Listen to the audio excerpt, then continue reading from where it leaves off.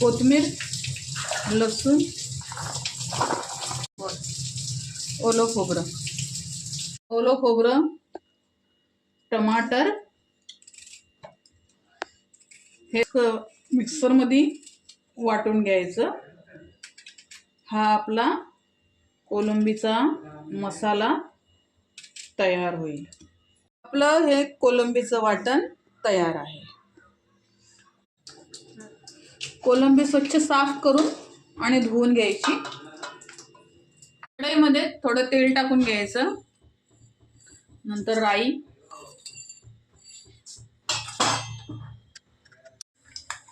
नंतर वाटण,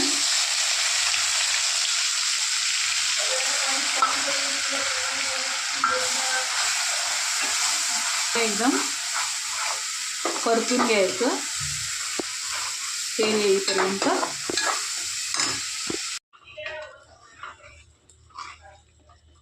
पीठ जाडसरपणा येण्यासाठी लाल तिखट आपल्या चवीनुसार, हळद,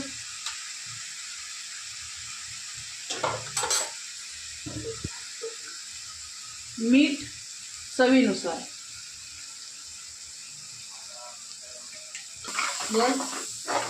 आता हे चांगलं मसाला एकदम आपला हलवून घ्यायचा। तेल वरती असं दिसलं पाहिजे तोपर्यंत व्यवस्थित मसाला हलवायचा। नंतर थोडंसं पाणी टाकून मसाल्याला शिजवायचं।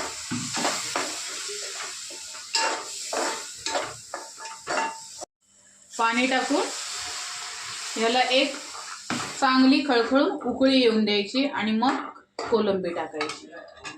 तशा व्यवस्थित फोडी करून घ्यायच्या आणि त्या आपण आधी टाकू, कारण त्यांना शिजायला लागतं थोडंसं जास्त, म्हणून त्या आपण आधी टाकूया। आता याला व्यवस्थित शिजून दे।